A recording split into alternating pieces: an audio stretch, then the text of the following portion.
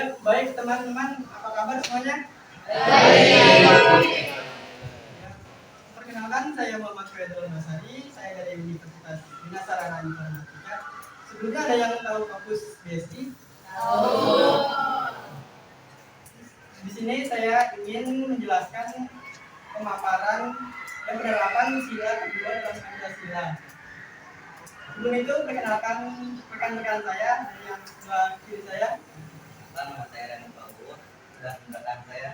Saya Parto Munaritona.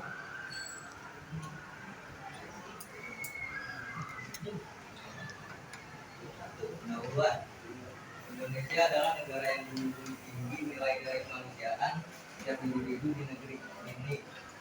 Diakui dan diperlakukan sesuai dengan harkat dan martabatnya sebagai makhluk Tuhan yang Maha Esa. Pemahaman dan penerapan prinsip-prinsip kemanusiaan ini menjadi sangat penting. Oleh karena itu, pembahasan ini akan mengeksplorasi makna dan relevasi sila kedua Pancasila serta komunikasinya dalam menciptakan masyarakat yang berkeadilan dan beradab. Selanjutnya, apa itu kemanusiaan? Sebenarnya kemanusiaan merujuk pada prinsip-prinsip dan norma-norma yang menghargai martabat, hak, dan kesejahteraan setiap individu sebagai manusia. Ini mencakup rasa empati, keadilan, solidaritas, dan penghormatan terhadap hak asasi manusia. Nilai kemanusiaan berfungsi sebagai landasan untuk membangun hubungan yang harmonis antara individu dan kelompok dalam masyarakat, serta mendorong tindakan yang mendukung kesejahteraan bersama dan penghindaran dari tindakan yang merugikan atau mendiskriminasikan. Dengan demikian, nilai-nilai ini menjadi penting dalam menciptakan masyarakat yang adil, beradab, dan berkemanusiaan. Selanjutnya, kenapa nilai kemanusiaan itu penting untuk bangsa? Poin 1 itu karena dengan nilai kemanusiaan dia dapat penghormatan terhadap hak asasi manusia. Penghormatan hak asasi manusia, nilai kemanusiaan menekankan pentingnya menghormati dan melindungi hak asasi manusia setiap individu.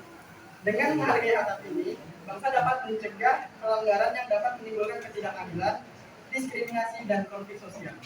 Penghormatan terhadap hak asasi manusia juga menciptakan iklim yang kondusif bagi kebebasan berpendapat dan berpartisipasi dalam pembangunan. Dua, mendorong keadilan sosial. Menurut keadilan sosial, nilai kemanusiaan mengajak kita untuk memperjuangkan keadilan sosial bagi semua lapisan masyarakat dengan memberi kesempatan dengan menegakkan keadilan. Setiap individu memiliki kesempatan yang sama untuk mengakses sumber daya, pendidikan, dan layanan kesehatan. Keadilan sosial membantu mengurangi kesenjangan ekonomi dan sosial. Dan yang ketiga, membangun solidaritas dan persatuan. Membangun solidaritas dan persatuan mengedepankan nilai kemanusiaan dapat memperkuat rasa solidaritas di antara anggota masyarakat.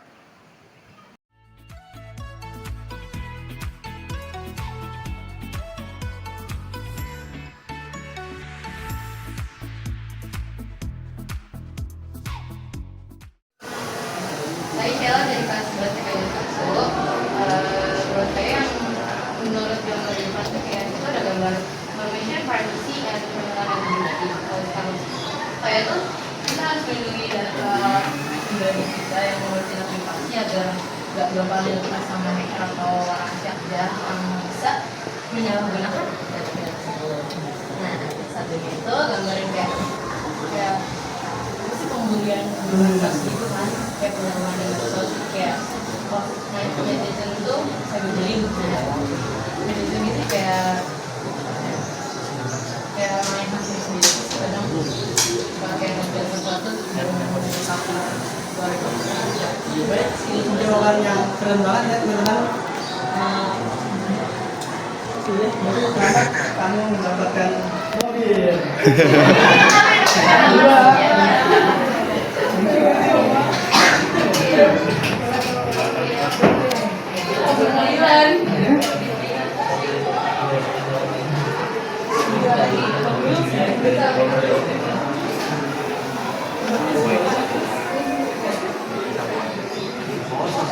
aja. Ya udah langsung aja langsung. Kalau kamera diambil lagi ya.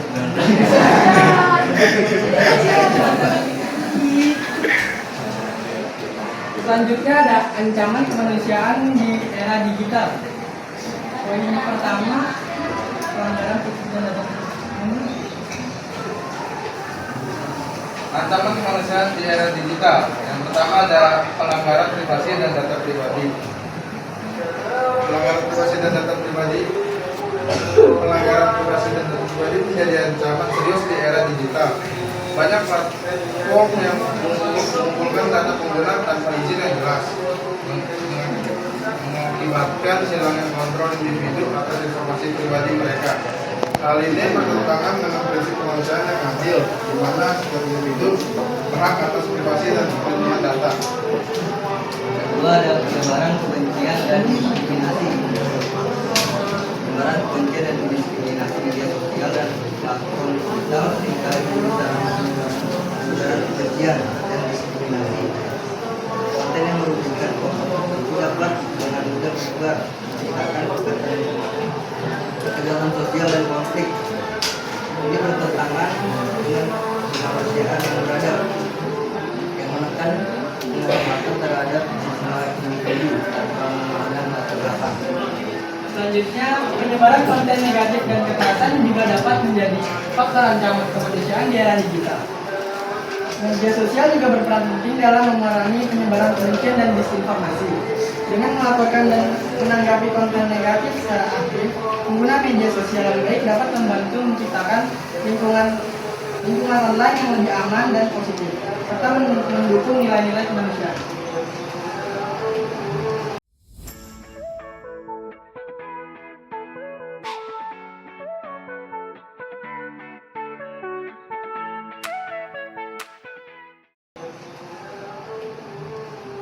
Sebelum kita lanjut ke materi selanjutnya, ada yang bisa kita materi apa yang akan kita sampaikan selanjutnya?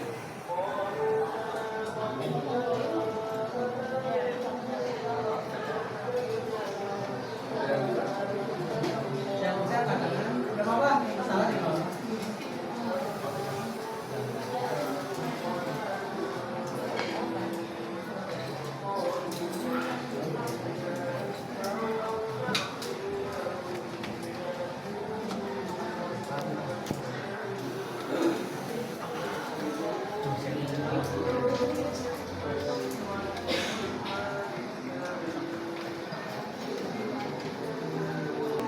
Oh, dia boleh ya, Pak?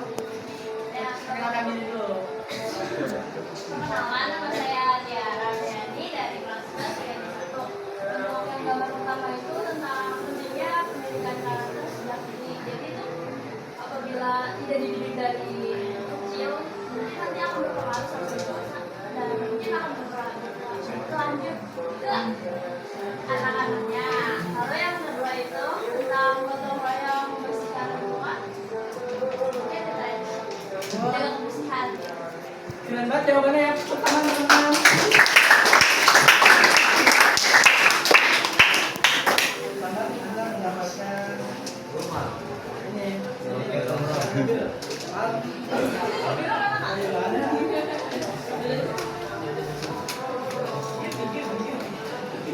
Ya, benar ya. Selanjutnya kita menjelaskan tentang upaya mengatasinya dengan pendidikan karakter dan nasionalisme sejak dini.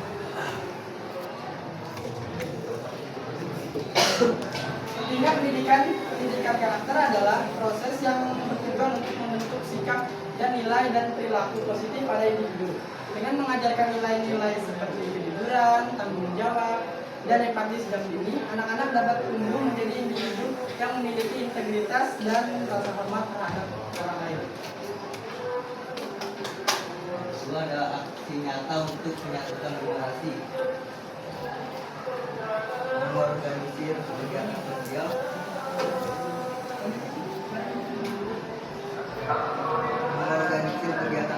seperti bakti sosial, kegiatan lingkungan, atau budaya dapat menjadi sarana untuk menyatukan generasi. Kegiatan ini mendorong kolaborasi antar generasi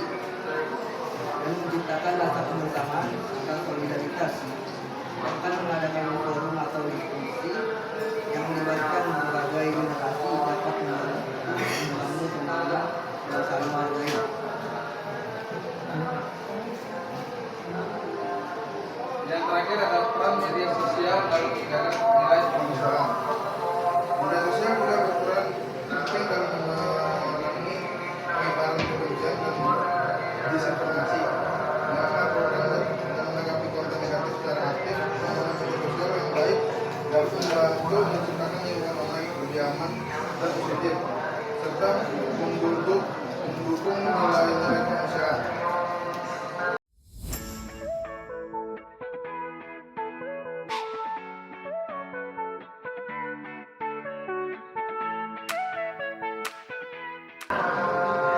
Sebelum lanjut ke materi selanjutnya, ada yang bisa tetap ini gambar apa, kita akan menjelaskan apa itu. Yang bisa angkat tangan. Nggak boleh orang yang sama ya. Harus ganti.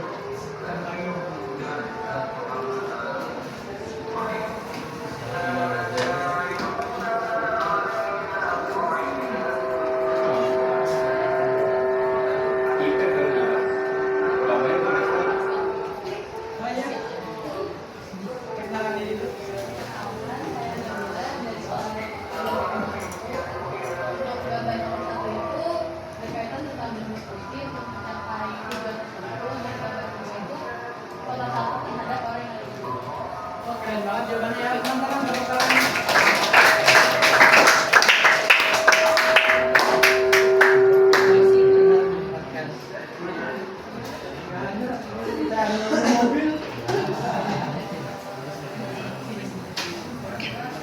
Baik, selanjutnya materi yang kita bahas adalah penerapan nilai-nilai Pancasila sila kedua. Jadi, nilai Pancasila dapat diterapkan dalam kehidupan sehari-hari, terutama di lingkungan masyarakat. Berikut ini contoh penerapan lingkungan dan Pancasila sila kedua di lingkungan masyarakat. Yang satu, menghargai keberadaan orang lain.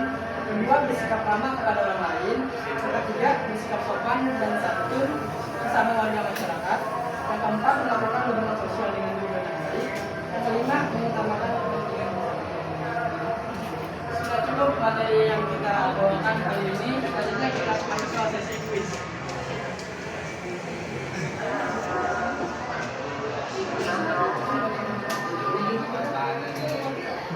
Satu, poin pertama, apa makna dari sila kedua Pancasila? Saya tahu.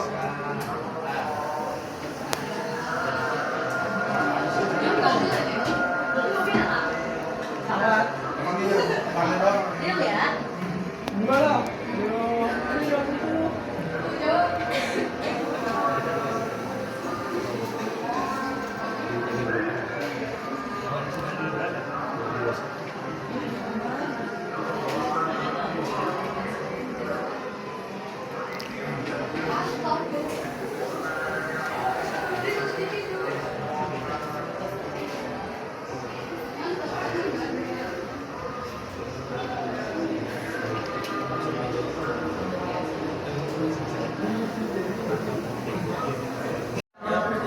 Ya silakan.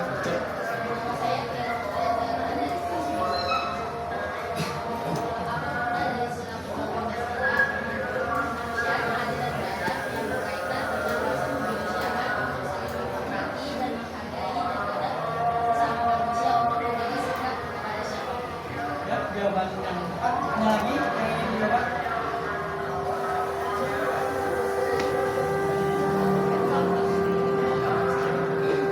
Nggak ada nih. Nggak ada kita beri tepuk tangan dan mencari jawaban.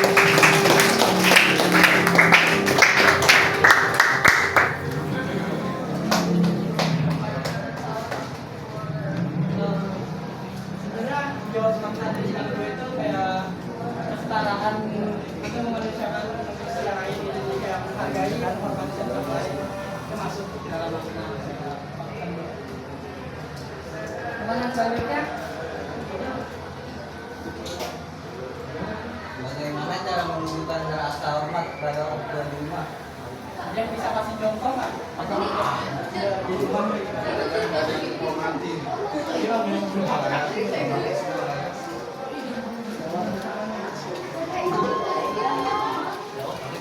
Kayak kenalan.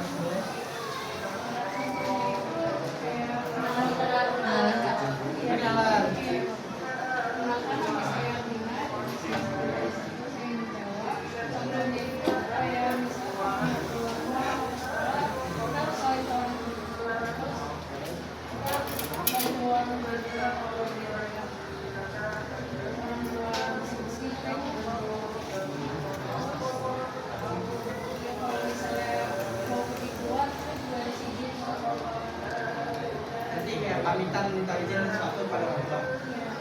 Ya, tepuk tangan untuk jawaban.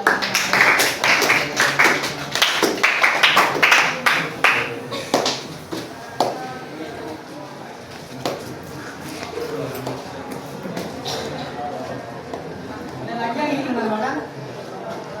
Bapak?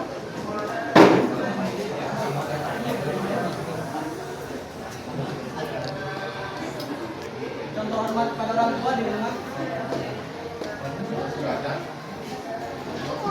Pace.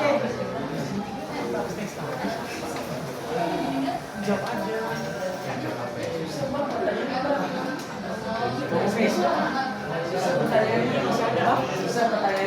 Bagaimana cara menunjukkan contoh hormat orang tua di rumah? Ino kalian jawab. Ya, kalau bisa katakan.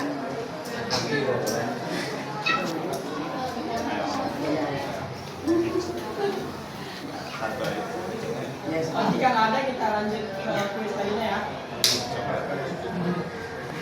Selanjutnya, nomor 3, bagaimana cara menunjukkan rasa hormat kepada guru di sekolah? Ya, bisa.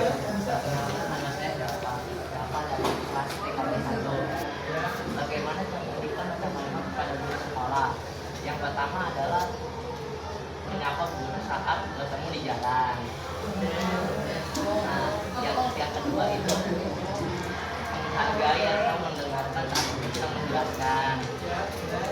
Yang ketiga itu mengajarkan PPL dan waktu. Ya, keren, tepuk tangan, keren.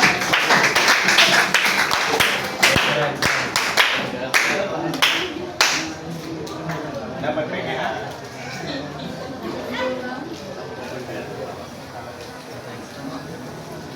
Ada yang mau coba lagi? Kalau depan.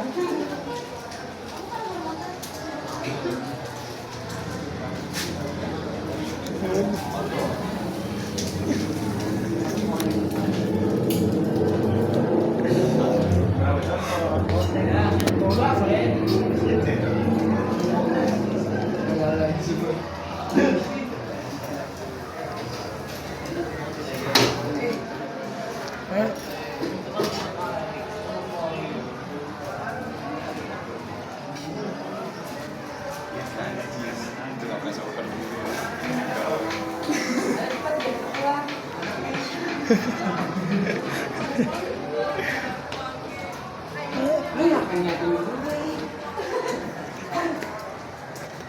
Gak ada, kita lanjut ya. Oh ada. Ya. Kenalan dulu. Nama saya Eva Bumarini dari kelas 1. Pertama ada mengenalkan dulu. Yang kedua, dia mengenalkan dulu. Mengucapkan terima kasih. Yang keempat, mengenalkan terima kasih.